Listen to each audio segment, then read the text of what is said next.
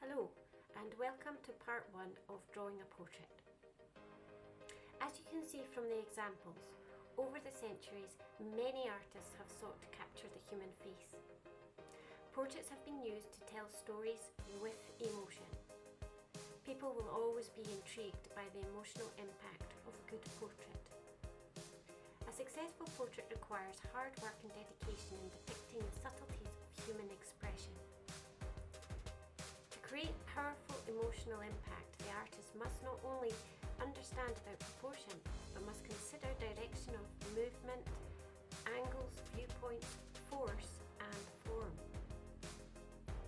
In this video, I will endeavour to create a simple step-by-step guide to help you understand some of the basic proportions and forms of the head and face, which will hopefully lead you to creating your own dynamic and powerful portraits.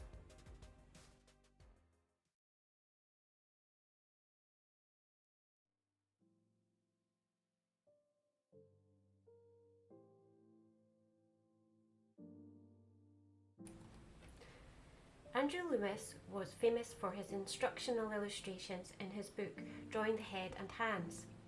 He demonstrated how to simplify the form of the head by drawing the top part of the head as a sphere.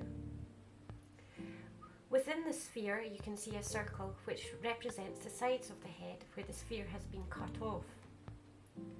Loomis introduces thinking of the head in planes, the side plane and the front plane. Here is a simplified version of the head from a 3/4 point turn. The line which runs down the centre of the chin represents the middle of the face.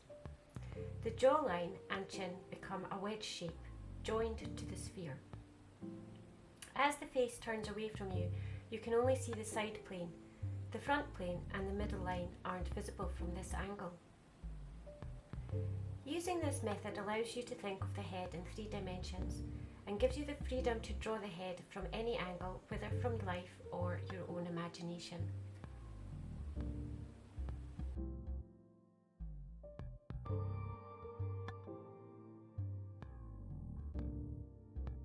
Taking a measurement from the hairline, the face can be divided into 3 equal parts.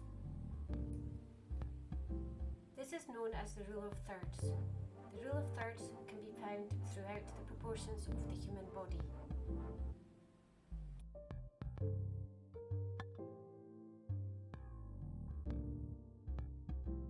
If you measure the distance from the top of the head to the chin and half it, you will find the eye level.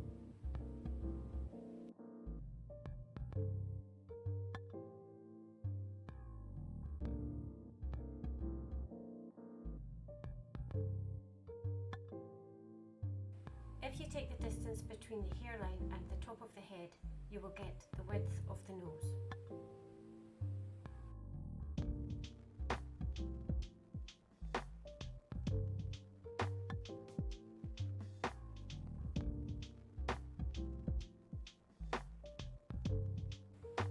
The mouth is a third of the way down from the nose to the chin.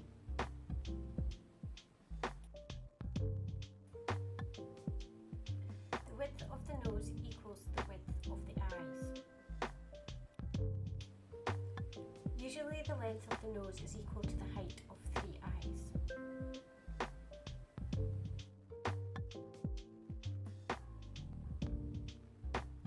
The width of the mouth usually lines up between the inner iris and the pupil when a person is looking straight forward. There are subtle differences between the male and female face. The male can have a thicker neck and in some cases a larger or stronger jaw and a heavier brow, whereas the female tends to have a smaller, softer jawline and a thinner neck.